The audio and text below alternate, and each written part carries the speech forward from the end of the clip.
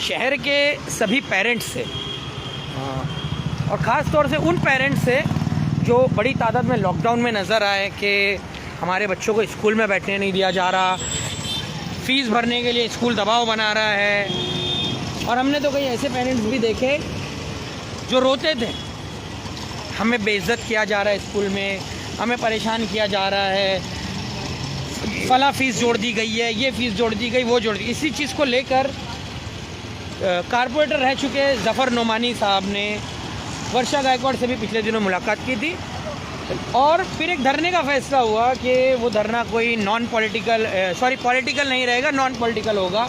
और उसमें शहर के वरिष्ठ पत्रकार रफ़ीक कामदार का, हिंदुस्तानी रिपोर्टर का बैनर लेकर उस धरने को किया गया। लेकिन अफसोस की बात है कि इतना बड़ा मुद्दा शहर में उठाया गया, किसी ने रिस्क लिया इतनी बड़ी लॉबी के ख़िलाफ़, उस लॉबी के ख़िलाफ़ जिसने एजुकेशन को एक धंधा बना दिया है और गरीब और मजबूर पेरेंट्स की परेशानियों को भी वो समझने को तैयार नहीं है।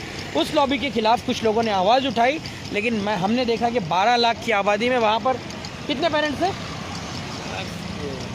10 पकड़ के चलो। हाँ, जो लोग साथ देने आए थे शायद वही मजबूर थे शहर में। तो क्या इतना बड़ा शहर, ये सिर्फ यहाँ पर कोई परेशान नहीं था, आपको ही नज़र नहीं आया? और ये कहा गया था, रफ़ीक कामदार साहब ने ये कहा था कि पेरेंट्स सबसे डरपोक जमात होती है। लेकिन जब अगर आपके साथ कोई खड़ा हो रहा है, भाई यहाँ के जो पेरेंट्स हैं वो सिर्फ कमेंटबाजी करते हैं कि आज आप ये मुद्दा उठा रहे हो, क्या होने वाला है, आप जो है पहले क्यों नहीं उठाया। हमने देखा कल की एक न्यूज़ में, रफ़ीक कामदार की न्यूज़ में नीचे कमेंट पड़ा हुआ था, उस पर रफ़ीक भाई ने भी जो है जवाब दिया था कि आगे तो बढ़ो। लेकिन यहाँ आज का धरना देखने से ये लगा कि शायद जो पेरेंट्स हैं उनको अपने बच्चों की फ़ीस की नहीं पड़ी थी, उनको अपने बच्चों को फोकट में पढ़ा करके और पास कराने की पड़ी थी। कई एनजीओज़ हैं, ऐसे कुछ एनजीओज़ हैं समीर भाई, जिनके बारे में हमने ये सुना है कि वहाँ पर मतलब उन एनजीओज़ के जो चलाने वाले करता धरता है, उनका कहना है कि हमारे पास कुछ ऐसे पेरेंट्स आए जो कह रहे थे कि हमें कॉन्वेंट में पढ़ाने के लिए बच्चों को डोनेशन देना है, उसके लिए कुछ मदद कर दो। अरे भाई, क्या ज़रूरत है ऐसे स्कूलों के सामने झुकने की जो कॉन्वेंट के नाम पे तुमको भिखारी बना रहे हैं? भीख मांग के पढ़ाओगे बच्चों को ऐसे स्कूलों के सामने? कॉन्वेंट में पढ़ाना, उनको अपने बच्चों को जो है इंग्लिश मीडियम में डालना, हाँ, और उन्हें ऐसा लगता है कि इंग्लिश मीडियम में पढ़ा करके हम अपने बच्चों को बहुत अच्छी तालीम दे देंगे। लेकिन उनको शायद ये नहीं पता है कि इसी कॉन्वेंट स्कूल में पढ़ने वाले बच्चे जो है हाँ, गलत हरकतों के शिकार भी हो रहे हैं, हाँ, कहीं ना कहीं। क्योंकि हम दिन भर सर्वे में रहते हैं, हम दिन भर घूमते हैं। आपने भी देखा होगा, आपके बच्चों को कर्नाटक का हाल नहीं देख रहे हो आप? आपने भी देखा होगा आदिल भाई कि जो कॉन्वेंट में पढ़ने वाले बच्चे हैं वो किस तरह से कैसी हरकतें करते हैं। कभी रेती बंदर पे मिलते हैं। अभी सेंट मेरी स्कूल के पास से जब सेंटर लगा हुआ है वहाँ पर, अभी रोज़ जब यहाँ पर पेपर छूटता है, ये सेंट मेरी नहीं, ऐसी कई स्कूल हैं, हम यहाँ रहते हैं इसलिए कह रहे हैं। हमने तो सेंट मेरी के पास देखा है बच्चों को चीट जो है जेब में डालते हुए और चीट ला करके फेंकते हुए। और किस तरह से निकलते लड़के लड़कियाँ? और ऐसा निकलते हैं जैसे कि या तो शादीशुदा है और या तो फिर उनकी गर्लफ्रेंड है। और 2 दिन पहले झगड़ा भी हुआ इस चीज़ को लेकर, मारामारी इसी को लेकर के 2 दिन पहले जो है खड़ी मशीन रोड पर लड़की के ही मामले में जो है मारामारी हुई है। तो हम ऐसे पेरेंट्स के लिए पत्रकार उतर रहे हैं, ऐसे बच्चों के लिए एनजीओ उतर रहे हैं शहर के, कहीं पेरेंट्स नहीं उतर रहे। हाँ, ये काफ़ी अफसोसनाक लगा। मतलब उसमें ऐसा है कि सारी जिम्मेदारी उनके बच्चों की हम पत्रकार और हम एनजीओज़ के लोग ही लेकर के बैठे हैं। उनके बच्चों की फ़ीस माफ़ करा दो या फ़ीस कम करा दो ताकि वो बच्चे आराम से उस कॉलेज में जा करके जो है लड़कीबाजी करें, पढ़ाई पे ध्यान ना दे।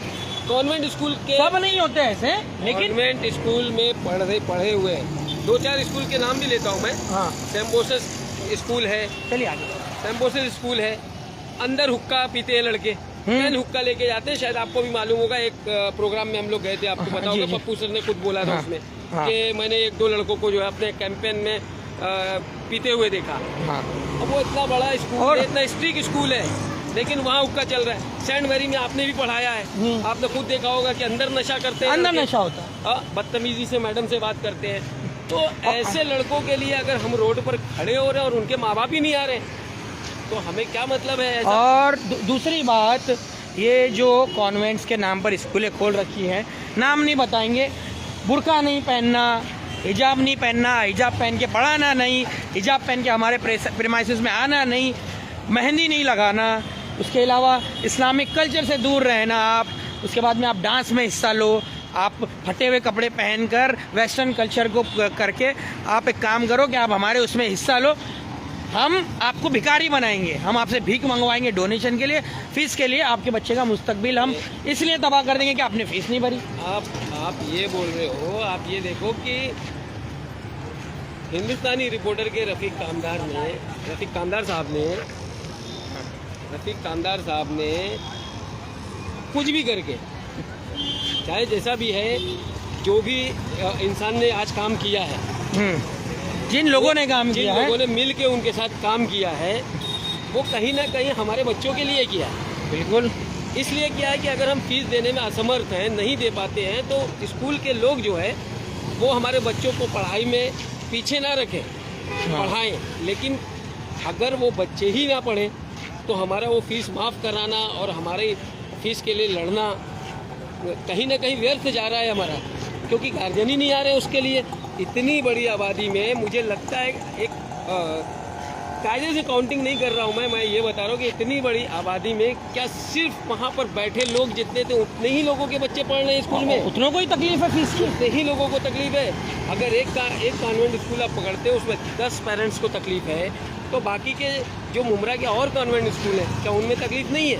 कड़वी हकीकत है समीर भाई, एक प्रोग्राम हमने कवर किया था मुमरा महोत्सव का, किसी पर कटाक्ष नहीं करना, वो प्रोग्राम शहर में लॉकडाउन को देखते हुए रखा गया था, अच्छा प्रोग्राम था, कल्चरल कहा गया उसे, उसको लेकर विवाद भी हुए, लेकिन खैर जो भी जिन्होंने भी रखा था उन्होंने अपना एक इंटरेस्ट समझ के रखा, उनका मकसद जो भी था एंटरटेनमेंट के लिए रखा। लेकिन उन इंटरटेनमेंट्स में शामिल होने के लिए हमने देखा कि बड़े भर के पेरेंट्स बैठे हुए थे वहाँ पर, बैठे हुए थे पार्टिसिपेट कराने के लिए, अपने बच्चों पार्टिसिपेट कराने के लिए। अच्छी बात है, चलिए जो जिसका जो ख्याल है, जैसा जिसको करना है लेकिन वैसा करें। लेकिन आज का प्रोग्राम तो तालीम को लेकर था, एजुकेशन को लेकर था, उनके मुस्तकबिल को लेकर था।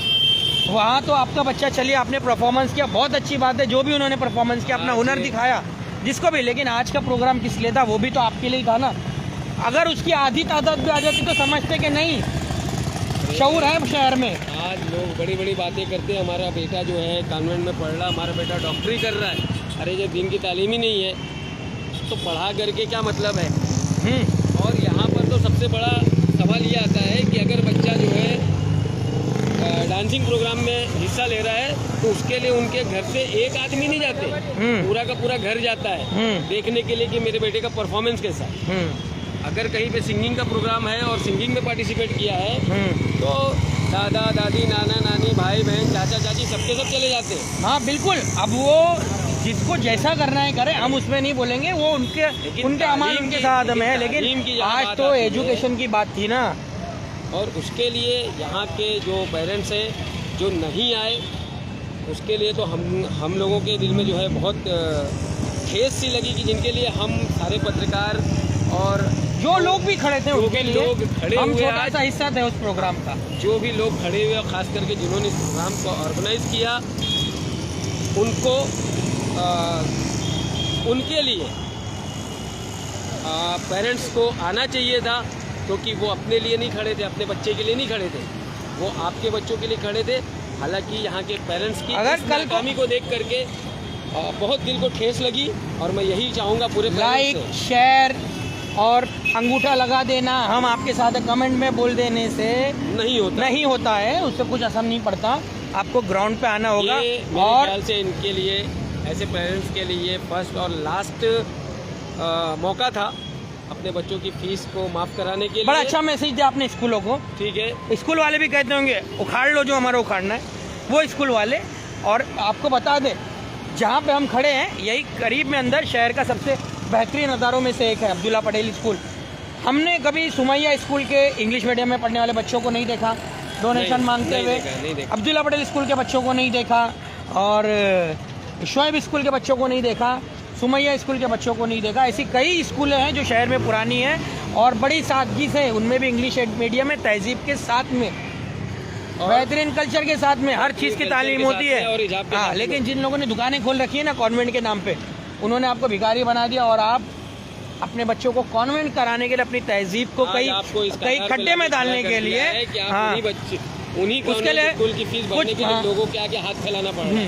और उम्मीद करेंगे कि शायद हमारी बातों को आप समझे होंगे, लेकिन काफ़ी एक शेर के साथ मैं अपनी बात ख़त्म करना चाहूँगा समीर भाई, कि हैरत है कि तालीम और तरक्की में है पीछे, हैरत है कि तालीम और तरक्की में है पीछे जिस कौम का आगाज़ ही इकरा से हुआ था।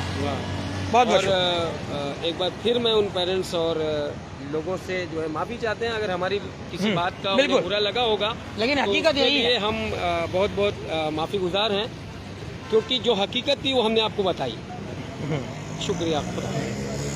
नहीं चलेगी, नहीं चलेगी, नहीं चलेगी, नहीं चलेगी।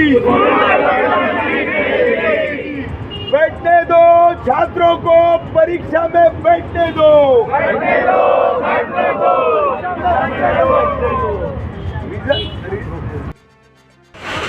स्कूल मैनेजमेंट, व्यवस्थापन, संचालक, खास करके जितनी बड़ी स्कूलें हैं जिनके पास हजारों की तादाद में बच्चे पढ़ते हैं, स्टूडेंट्स पढ़ते हैं, इनका रवैया जो है इतना तानाशाहों जैसा हो गया है, मनमानी हो गई है। जबकि सबको पता है कि पिछले 2 वर्ष से कोविड-19 के पैंडेमिक की वजह से, कोरोना काल की वजह से लॉकडाउन लगाए गए। 2020-21 ये वर्ष तो पूरा लॉकडाउन में ही बीता। 2021-22 का लगभग 9 महीने का कालावधि जो है वो लॉकडाउन में ही गुजरा है। 2022 के फरवरी महीने से कुछ राहत लोगों को मिली है, कामकाज पर जाने मिल रहा है। अब रोजाना कमाने वाला व्यक्ति, उसके सामने सबसे बड़ा सवाल है अपने जीवन यापन का, अपने घर को चलाने का। ऐसे में स्कूल की फीस का मुद्दा बनाकर मुमरा कोसा की तमाम बड़ी स्कूलें जो है वो बच्चों को ओरल एग्जाम्स और उसके बाद रिटन एग्जाम यानी लिखित परीक्षाएं जो होती है उसमें बैठने देने से साफ मना कर रहे, पेरेंट्स को जो है प्रेशराइज कर रहे, बच्चों को क्लासेस में खड़ा करके, क्लासेस के बाहर खड़ा करके मानवता के आधार पर उनको जो है अपमानित कर रहे, ह्यूमिलिएशन उनका किया जा रहा है। ये अधिकार स्कूल व्यवस्थापन या मैनेजमेंट को किसी ने नहीं किया, किसी कानून ने नहीं किया है। सबसे पहली बात, किसी भी छात्र को आप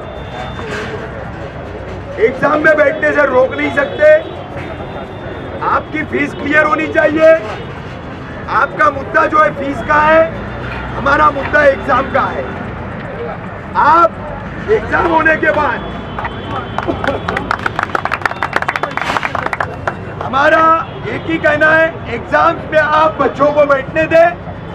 एग्जाम्स हो जाते हैं, पेरेंट्स के साथ नेगोशिएशन करके उनको वक्त दिया जाए, फीस ली जाए और उसके बाद रिजल्ट उनको दिए जाए और अगले साल के एडमिशन के प्रोसेस आप करें। मगर यहाँ के कई पूर्व जनप्रतिनिधि जैसे हमारे साथ बैठे जफर नोमानी साहब, हमारी छोटी बहन है संगीता नवने पालेकर और कई समाज सेवी है, ऐसे सब ने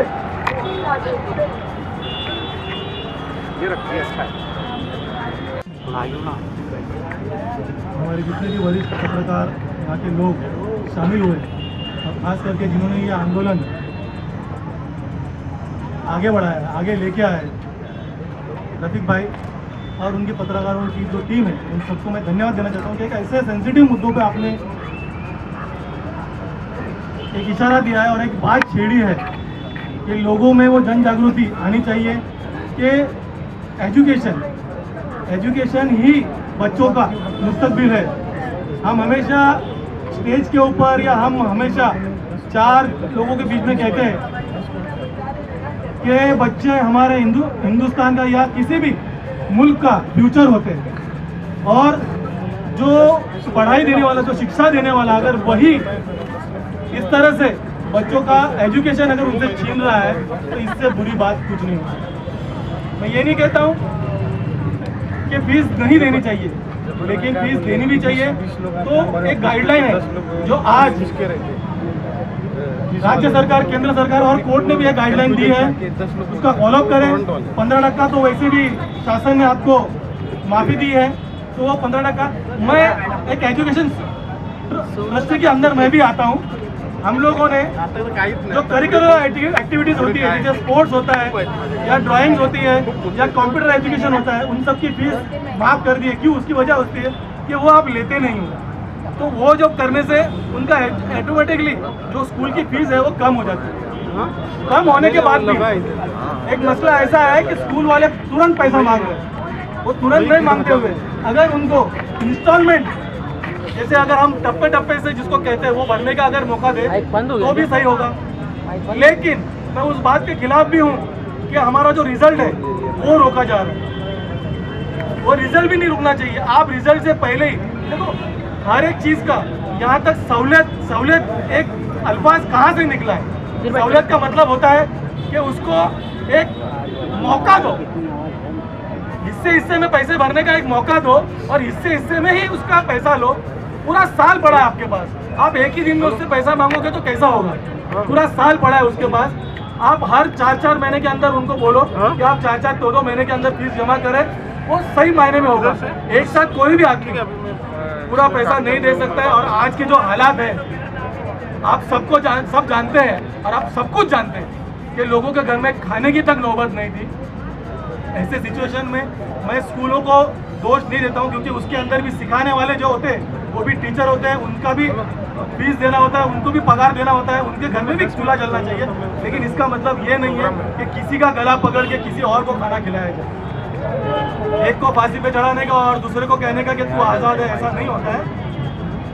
उन दोनों को कुछ वक्त के लिए जो फीस है उसके अंदर रिडक्शन करके कुछ ऐसे सहूलत दे करके उनको, आपको बच्चों को पढ़ाना होगा। उनका जो एग्ज़ाम्स है उस एग्ज़ाम्स में उनको बैठने के लिए मौका देना पड़ेगा। और इसमें हम जितने भी लोग बैठे हैं वो पूरे एक साथ है, एक सुर में बच्चों के साथ है।